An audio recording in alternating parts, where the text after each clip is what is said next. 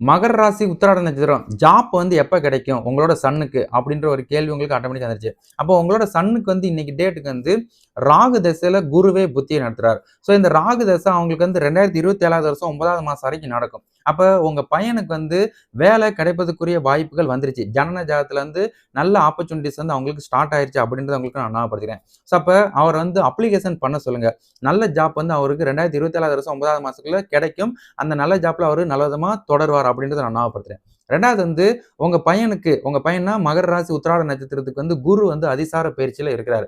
அப்ப இந்த குரு அதிசாரமாயி இந்த டிசம்பர் வரைக்கும் ராசிக்கு 7ல உச்சம் பெற்று இந்த மகர ராசி 7ஆம் பார்வையா பார்க்கறதுனால இந்த டிசம்பருக்குள்ள கூட அவருக்கு நல்ல ஜாப் கிடைப்பதற்குரிய வாய்ப்புகள் இருக்கு அப்படின்றத நான் ஞாபகப்படுத்துறேன். ஸோ அப்ப அவர் வந்து வீட்டு பக்கத்திலேயே வேலை செய்யணும், வீட்ல இருந்து வேலை செய்யணும், ஸோ அப்படியே ஒரு ஸ்மார்ட் ஒர்க் பண்ணணும் அப்படின்னு நினைச்சாருன்னா அது வந்து செட் ஆகாது. அந்த மாதிரி ஆப்ஷனுக்குள்ள இவர் கொண்டு வர மாட்டாரு.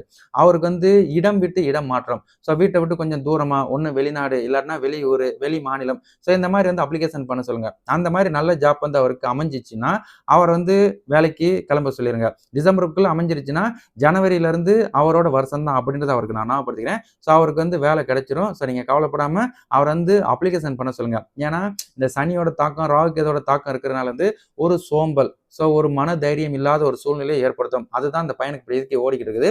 நீங்க அஸ் எ பேரண்ட்ஸ் ஆகி இருக்கவங்க வந்து பேக்கப் அவரை புஷ் பண்ணுங்க. கண்டிப்பா அவருக்கு நல்ல ஜாப் கிடைக்கும். அவர் வந்து நல்ல விதமா வேலைக்கு போவார் அப்படின்றத உங்களுக்கு நான் ஞாபகப்படுத்துறேன். சரிங்களா?